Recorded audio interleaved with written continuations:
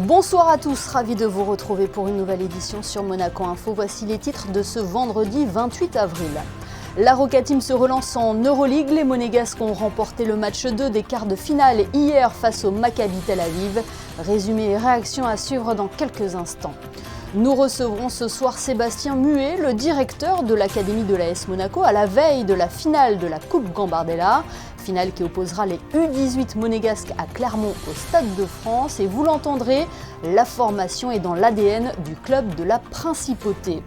D'une finale à une autre, Kevin Crovetto sera notre invité dans ce JT. Le gymnaste nous livrera ses impressions alors qu'il dispute demain avec son club, l'Étoile de Monaco, la petite finale du top 12, l'élite de la gymnastique française.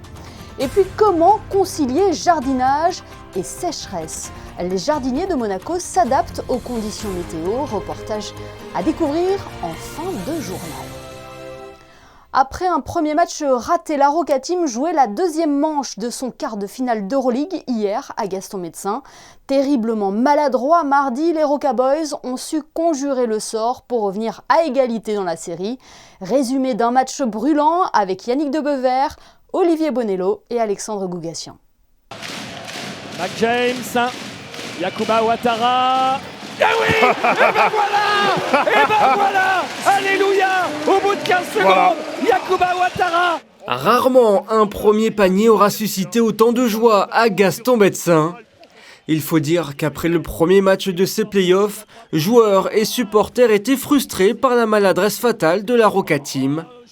Dès les premières secondes, le capitaine Yacouba Ouattara emmène son équipe sur le bon chemin grâce à son énergie communicative. Monaco débute par un 11-0 et un 3-sur-3 longue distance. Mais le Maccabi ne tarde pas à répondre pour revenir au score et terminer le premier quart avec seulement 4 points de retard. Et les Israéliens passent même devant au début de la deuxième reprise. C'est le moment pour Elie Okobo de sortir de sa boîte et enchaîner les paniers. Monaco reprend un peu d'air grâce à ce 9-0 et il faut un peu de vis de Jake Cohen pour réveiller joueurs et supporters de Tel Aviv. Cette simulation entraîne une échauffourée, point de départ d'un tout nouveau match qui tout à coup devient bien plus électrique. La mi-temps calme un petit peu tout le monde et au retour des vestiaires, les Monégasques en profitent pour infliger un 15-3 à leurs adversaires et prendre une avance décisive. Jordan Lloyd, impressionnant, signe son record en carrière avec 33 points pour 35 d'évaluation. Monaco est bien au-dessus et compte même jusqu'à 18 points d'avance dans le quatrième quart. Pour Jordan Lloyd et pour Yacouba Ouattara. Les Israéliens expriment toute leur frustration auprès des arbitres et enchaînent donc les fautes techniques.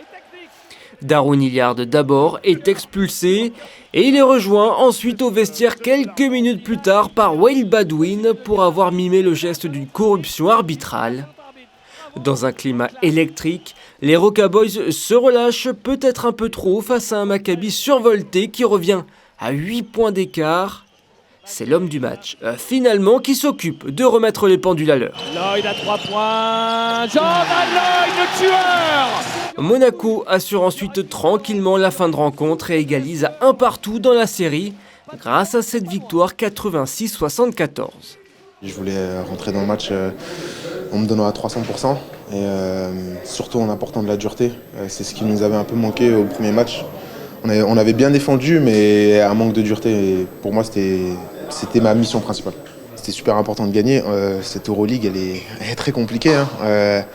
Les équipes qui sont dites moins bien classées ne sont pas moins fortes pour autant. Et on le voit déjà avec nous, le premier match qu'on perd et ce qui se passe à Madrid. Donc non, il ne faut rien prendre pour acquis et être prêt au combat à chaque match. Un coup d'œil sur les autres séries, logique respectée pour l'Olympiakos et Barcelone. La grosse surprise vient du côté de Madrid puisque les Espagnols ont perdu leurs 2 matchs à domicile cette semaine. Pour Monaco, direction Tel Aviv maintenant pour les matchs 3 et 4 qui se tiendront mardi et jeudi prochain à 20h05.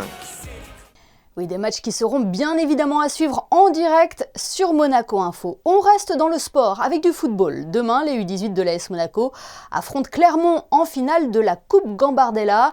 Il s'agit de la 5e finale de l'histoire du club dans cette compétition. Les Rouges et Blancs ont déjà inscrit à 4 reprises leur nom au palmarès de cette coupe qui existe depuis près de 70 ans maintenant. Pour en parler, mais aussi évoquer l'importance que porte le club à la formation, nous sommes avec le directeur de l'Académie de l'AS Monaco. Bonsoir Sébastien Muet. Bonsoir. Les U18 de l'AS Monaco affronteront donc ce samedi Clermont en finale de la Coupe Gambardella, match qui aura lieu au Stade de France. Que représente cette coupe pour le club, mais aussi pour les joueurs ? L'aventure de la Gambardella, c'est une aventure qui est un petit peu la vitrine du football et du football des jeunes et de la formation française. Donc c'est un événement qui est important, qui galvanise également un petit peu toute une institution, qui galvanise tout un club et qui entraîne toute une équipe autour des joueurs sur un événement au Stade de France qui pour les joueurs et comme pour le club représente quelque chose d'important parce que c'est ce que j'appelle depuis de nombreuses années, parce que cette Gambardella fait partie de la vie des formateurs depuis de nombreuses années. C'est une vraie aventure qui génère des émotions dont les joueurs raconteront tout ça à leurs petits-enfants et leurs enfants, donc c'est quelque chose d'important. Ça sera déjà la 5e finale de l'AS Monaco dans cette coupe. Oui, tout à fait. C'est relativement remarquable parce que c'est à souligner dans le paysage du football français. Et l'AS Monaco et l'institution de l'AS Monaco met les jeunes et sa formation au centre de son projet. Et participer encore cette année à une finale de la Gambardella, c'est quand même le résultat d'un travail par rapport à l'académie qui est remarquable. Monaco a déjà remporté donc 4 fois la Coupe Gambardella. Le dernier sacre remonte à 2016 avec dans l'équipe un certain Kylian Mbappé qui a aujourd'hui le succès qu'on lui connaît. C'est une aventure dont tout le monde se rappelle ici et effectivement d'avoir à l'intérieur de cette épopée le capitaine actuel de l'équipe de France est quelque chose de très valorisant pour la formation, de très valorisant pour l'académie et de très valorisant pour l'AS Monaco en général. Là on parle de Kylian qui a été formé au club, mais ils sont nombreux. On peut citer Thierry Henry, Lilian Thuram ou encore plus récemment Benoît Badiachil qui évolue aujourd'hui à Chelsea. La formation, Sébastien Muet, c'est la marque de fabrique de l'AS Monaco, c'est dans l'ADN du club. Mais effectivement, voilà, vous citez l'ADN et je crois que c'est l'ADN qui représente bien ce qu'est la formation à l'intérieur de cette institution qu'est l'AS Monaco. Aujourd'hui, l'académie est au centre du projet. Aujourd'hui, ce projet de la formation par rapport aux jeunes est au centre de toute l'activité du club. Et aujourd'hui, tout est valorisé par les jeunes qui arrivent à rendre service à l'effectif de Philippe Clément et à performer au plus haut niveau. Et aujourd'hui, c'est un vrai plaisir d'avoir par exemple un ambassadeur comme Elias Benseguir qui aujourd'hui rend service à notre effectif professionnel. C'est ça la clé de la formation, la fidélité aussi, puisque Frédéric Barilaro a déjà remporté 2 coupes Gambardella. On voit Manuel Dos Santos aussi qui est l'entraîneur des U17, cette fidélité au club aussi. Fred, moi que je connais depuis un an, est un remarquable formateur. Et effectivement, comme Manu, ce sont des gens qui sont fidèles, qui sont pleins des valeurs monégasques, pleins des valeurs de cette institution, des valeurs de travail, d'engagement, de dévouement, qu'ils arrivent tous les deux à mettre au service des joueurs qu'ils accompagnent. Et ces joueurs-là, aujourd'hui, représentent aussi ces valeurs-là, c'est-à-dire que ce sont des joueurs qui vivent bien ensemble, ce sont des joueurs qui sont éduqués, qui sont des joueurs qui sont respectueux également de toute une institution. Il n'y a pas non plus de miracle. Aujourd'hui, le football de haut niveau, il n'y a plus de détails, il n'y a plus de place à la chance. C'est uniquement du travail et de l'abnégation et de l'engagement dans un projet global. Cela fait 1 an maintenant que vous êtes directeur de l'académie. En quoi le club se distingue des autres clubs formateurs ? Vous qui avez d'abord connu Metz avant d'arriver à Monaco, la Diagonale par exemple est le parfait outil pour la formation ?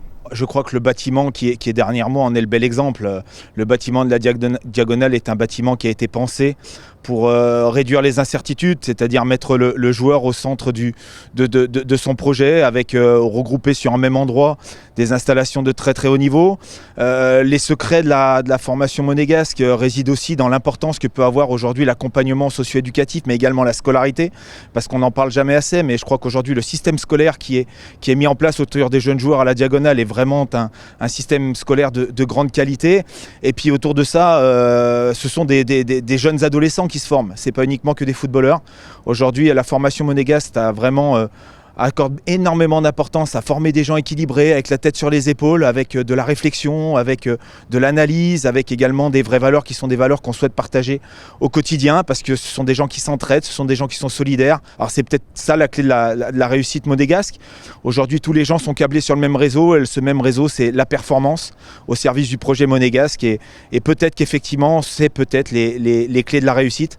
En tout cas, soyons toujours avec beaucoup d'humilité par rapport à cette analyse-là. Enfin, moi, je souhaite qu'on le répète ici. Cherchons, expérimentons, creusons, essayons, et puis surtout, amenons nos jeunes joueurs à donner un sens à ce qu'ils font, parce que je pense que c'est ce dont ils ont besoin. Et c'est aussi la clé de la formation, c'est-à-dire amener le joueur à être aux commandes de son projet et à s'engager avec enthousiasme dans ce qu'il fait tous les jours. On espère en tout cas que les U18 de l'AS Monaco auront les clés du succès samedi face à Clermont en finale de la Coupe Gambardella. Match qui aura lieu, on le précise, en préambule de la finale de la Coupe de France qui opposera donc Nantes à Toulouse. Merci infiniment Sébastien Muet d'avoir été avec nous ce soir. Merci, bonne soirée à vous, au revoir. Et de son côté, l'équipe première de l'AS Monaco affronte ce dimanche Montpellier à 13h, match comptant pour la 33e journée de Ligue 1. Et sachez que votre place pour cette rencontre au Stade Louis II vous donnera également accès au match de basket opposant la Roca Team à Cholet à 15h30 à la salle Gaston-Médecin et vice-versa, de quoi profiter d'un bel après-midi sportif. Et demain, la Étoile de Monaco joue la petite finale du top 12, le championnat de l'élite de la gymnastique française. Les Monégasques seront opposés à l'équipe d'Antibes Juan-les-Pins qui possède déjà un très beau palmarès. Cette petite finale, tout comme la finale, se déroulera à Rouen, où se trouve déjà le gymnaste Kevin Crovetto. Bonsoir. Bonsoir. Vous venez tout juste d'arriver à Rouen. Dans quel état d'esprit êtes-vous ? On vient d'arriver à Rouen, donc on est dans un état d'esprit de conquérant. On va essayer d'aller obtenir cette 3e place qu'on a obtenue l'année dernière et qui reste des souvenirs magnifiques. Donc si on peut revivre ça cette année, ça serait top. Donc vous serez opposé à Antibes Juan-les-Pins en petite finale. C'est une équipe qui a un très beau palmarès, hein, ça va être serré. Oui, c'est ça. Donc Antibes, c'est la meilleure équipe de France. C'est le plus grand palmarès de l'histoire de la gym française. Donc ça va être un match très serré. Tout le monde est en forme dans l'équipe ? Oui, tout le monde est en forme. On a préparé au mieux cette compétition pour être prêt le jour J. Comment vous qualifieriez ce groupe de l'Étoile de Monaco de cette saison ? C'est une équipe solidaire, soudée, on se bat les uns pour les autres et c'est ça qui peut faire la différence. Ouais, c'est ça qui fait la force de l'Étoile de Monaco, portée par Thierry M, un entraîneur emblématique rouge et blanc. Oui, c'est ça, ça fait plusieurs années que c'est un peu notre marque de fabrique. On est vraiment un groupe qui vivons bien ensemble et on se donne à 100% les uns pour les autres et c'est vraiment notre trait de caractère. Se donner à 100% demain, c'est l'objectif. Vous l'avez précisé, la 3e place, vous l'avez déjà eu l'an dernier. Il y avait déjà eu beaucoup de suspense, hein.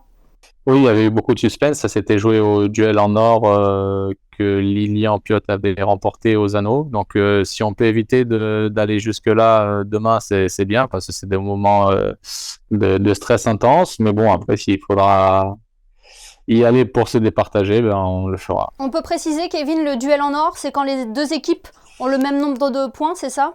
Exactement. Le duel en or, c'est quand les deux équipes, à la fin du match, sont égalité. Il y a donc tout le résultat qui se joue sur un duel à la fin. Comment vous vous sentez, vous, personnellement ? Vous avez participé là au championnat d'Europe en Turquie ? Moi, je me sens bien. Physiquement, je suis très bien. Dans ma gym, ça se passe très bien. Donc, moi, je me sens prêt à en découdre. En tout cas, on suivra ça de près. Merci infiniment, Kevin Crovetto, d'avoir été avec nous ce soir sur Monaco Info. Et puis, Gamba pour demain. Merci beaucoup, Émilie. Bonne soirée. Dans le reste de l'actualité, le ministre d'État a présidé hier une nouvelle réunion du premier collège du comité de coordination et de suivi de la stratégie nationale de lutte contre le blanchiment de capitaux, le financement du terrorisme et de la prolifération des armes de destruction massive et la corruption. Cette réunion aura notamment permis de réaliser un point complet sur l'ensemble de l'action en cours et de valider le plan d'action du groupe de contact direction des services judiciaires, parquet général, direction de la sûreté publique et SICFIN.